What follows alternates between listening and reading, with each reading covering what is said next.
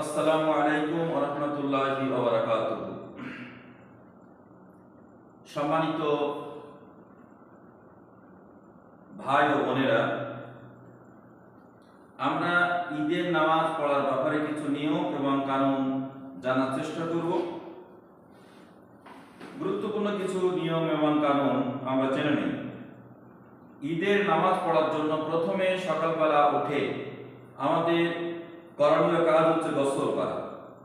গোসলের পূর্বে মেসাওয়াক করে নেওয়া, এরপরে আমরা আতর সুগন্ধি ব্যবহার করব। ঈদের নামাজের পূর্বে আমাদের ভালো পোশাক পরিধান করতে হবে। নতুন পোশাক এবং পুরানো পোশাক যেটা পরিষ্কার পরিচ্ছন্ন, খুব ভোরে আমাদেরকে বিছানা ত্যাগ করতে হবে এবং ঈদগাহে তাড়াতাড়ি যেতে হবে।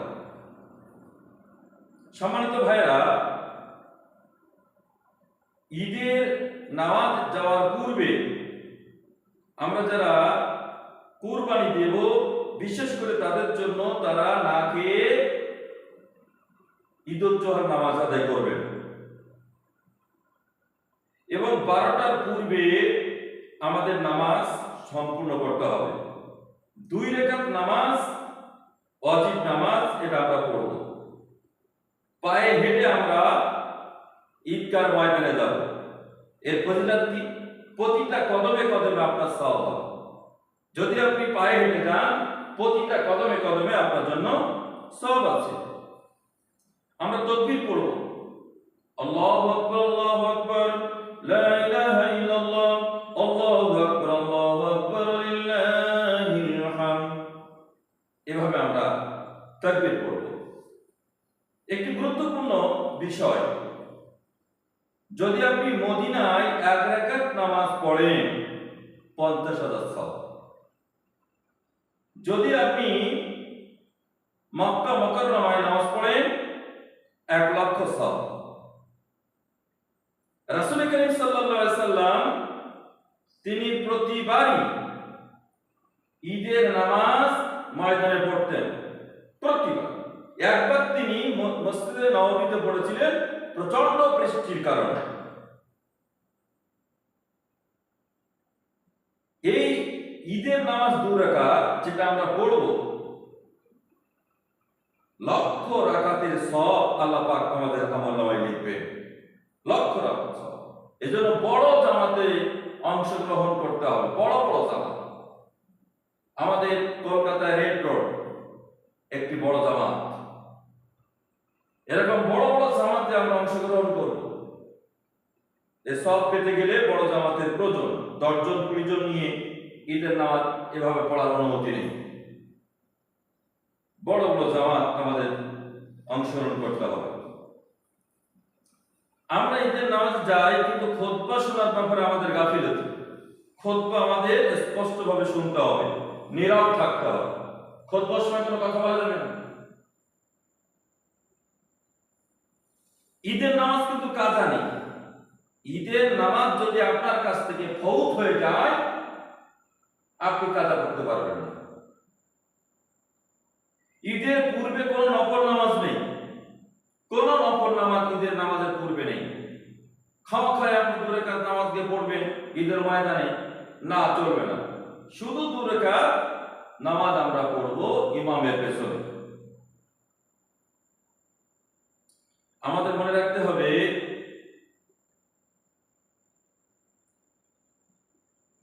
ঈদের নামাজের ব্যাপারে বিশ্বনবী মুহাম্মদ সাল্লাল্লাহু আলাইহি ওয়াসাল্লাম একটি ঘটনা তার জীবনে ঘটে গিয়েছিল। সেই ঘটনাগুলি কি আমাদের ঘটে? আমরা কি কখনো ঘটাতে সক্ষম হয়েছি? না। বিশ্বনবী ঈদের নামাজ পড়তে যাচ্ছেন, এমত অবস্থায় আল্লাহর নবী দেখলেন পথের ধারে একজন ইয়াতীম কাঁদতেছে। নবী তার ধারে চলে গেলেন। বালক, তুমি কাঁদো কেন?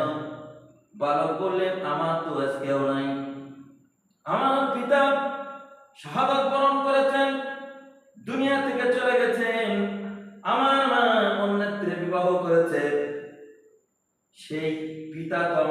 দেখতে পারে না।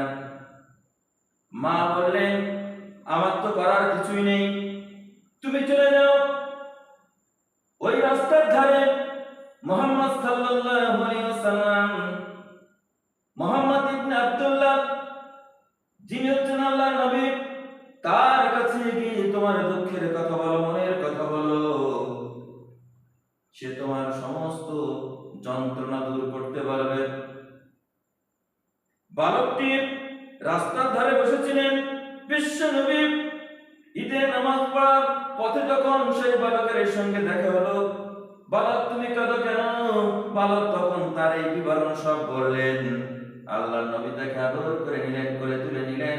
এরপরে আয়েশার কাছে গিয়ে বলেন, আয়েশা, এইটা হলো ঈদের দিনের আমানত, একে গোসল করিয়ে দাও, একে ক্ষীর পোলাও খাইয়ে দাও, ভালো পোশাক পরিয়ে দাও। মা আয়েশা তাই করলেন। আয়েশা সিদ্দিকা রাদিয়াল্লাহু তাআলা আনহা তিনি তা করলেন। আল্লাহর নবী তাকে ঈদের ময়দানে নিয়ে গেলেন।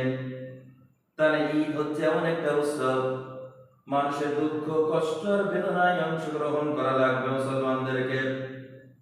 ঈদ এমন একটা উৎসব, ঈদের দিন আমরা কোরবানি করি। ঈদের দিনে আমরা যখন কোরবানি করি, ঈদের নামাজ পড়ার পর, তখন আমরা যে কুরবানি করি, কুরবানির পশু, এটা কি আমরা নিজেদের খাওয়ার জন্য করি? আত্মীয় স্বজন, গরিব, দুঃখী, অসহায় মানুষের কাছে আমরা পৌঁছে দিই। এটি হচ্ছে এক মহা উৎসব, মহা উৎসব। আমাদের মনে আছে হযরত ওমর ফারুক রাদিয়াল্লাহু তাআলা আনহু ঈদের দিনে তিনি দরজা বন্ধ করে কাঁদতেছেন। সাহাবায়ে কিরাম বলছেন, আমিরুল মুমিনিন, খলিফাতুল মুসলিমিন, আপনি কাঁদেন কেন? আপনার কান্না তো ঠিক নয়। আপনি ঈদের দিনে কাঁদবেন, আমরা আনন্দ উৎসব করব, কি কারণে আপনি কাঁদেন? আমিরুল মুমিনিন খলিফাতুল মুসলিমিন বলেছিলেন, ও আল্লাহর নবী, সাহাবীরা, ও আল্লাহর বান্দারা, আমি তো ঈদের দিনে ঘরের মধ্যে আছি আর কাঁদতেছি, এই কারণে আমার রমজান কবুল হলো কিনা, আমার লাইলাতুল কদর, আমার তারাবিহ, আমার সালাত, আমার রোজা, আমার সিয়াম আল্লাহর দরবারে কবুল হলো কিনা, এই জন্য করে আমি কাঁদতেছি। ও আল্লাহর নবীর সাহাবীরা, ও আল্লাহর বান্দারা, এটা আমার জানা নাই আমারটা কবুল হলো কিনা, এই জন্য করে আমি কাঁদতেছি। আজকে আমাদের কাছে ঈদ, কোরবানি উৎসব যেন আনন্দে আমরা মেতে উঠেছি। কত আনন্দ! আমাদের আনন্দ রাখার জায়গা নেই। সাহাবায়ে কিরাম যা যা করেছেন তার বিপরীতমুখী আমরা চলছি। সম্মানিত ভাইরা, বিশ্বনবী বলেছিলেন, ও আমার সাহাবীরা, ঈদুল ফিতর, ঈদুল আযহা, একটা ঈদের নামাজ পড়ার পরে যে পথ দিয়ে যাবে ওই পথ দিয়ে আসবে, অন্য পথ দিয়ে আসবে। তার মানে রাস্তার মোড়ে মোড়ে আল্লাহর ফেরেশতারা দাঁড়িয়ে আছে। ওই ফেরেশতারা তোমার সঙ্গে মোলাকাত করে আর আল্লাহর কাছে বলে, আল্লাহ, তোমার এই বান্দাকে ক্ষমা করে দাও, মাফ করে দাও। তোমার এই বান্দা তোমার আইন কানুনকে পালন করেছে, তোমার হক আদায় করেছে, তোমার হুকুম তালিম করেছে, সুতরাং তোমার এই বান্দার ক্ষমা করে দাও, মাফ করে দাও।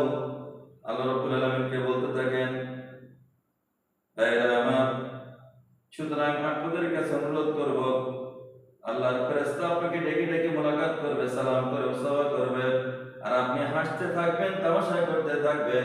এটা একটা লজ্জার বিষয়, এটা লজ্জার বিষয়। আমি কথা বলবো না। আমাদেরকে এই পবিত্র যে ঈদুল ফিতর, ঈদুল আযহা, যে আমাদের ঈদ আমাদের কাছে আসে আর যায়, তার হক আদায় করতে হবে। লিকুল্লি কওমিন ঈদুন ওয়া হাদা ঈদুনা, প্রতিটি জাতির জন্য একটি জাতীয় উৎসব আছে, এবং আমাদের জাতীয় উৎসব হলো কই? ঈদুল ফিতর, ঈদুল আযহা। ঈদুল আজহা, ঈদুল ফিতর, এই উৎসব হবে আমাদের কিসের উৎসব? ফিতরা দিতে হবে, যাকাত আদায় করতে হবে, সাইয়্যিদুত তাআম তামিল আহম, উত্তম গোশত রান্না করে মানুষকে খাওয়াতে হবে। এটা হচ্ছে আমাদের ঈদের উৎসব। অন্য জাতিরা তারাও ঈদ পালন করে, আমরাও ঈদ পালন করি। আমাদের সঙ্গে তাদের ফারাক এটা আমরা উপস্থাপন করতে পারি না। আমি আপনাদের কাছে বলবো, এই ঈদে নামাজ পড়ার জন্য দু চার কথা যেটা বললাম, এগুলি আমরা আমাদের আমলে আনার চেষ্টা করব। ওমা তাওফিক ইল্লা বিল্লাহি ওমা তাওয়াক্কালতু ওয়া ইলাইহি উনীব। আল্লাহ রাব্বুল আলামিন যে সমস্ত কথা বলার তৌফিক দান করেছেন, সেগুলো দিয়ে একটি কথা বললাম। আল্লাহ পাক আগামীতে আরো ভালো ভালো কথা বলার তৌফিক দান করুন। আপনার কাছে এই দোয়া নিয়ে ওয়া আখির দাওয়ানা আলহামদুলিল্লাহি রাব্বিল আলামিন।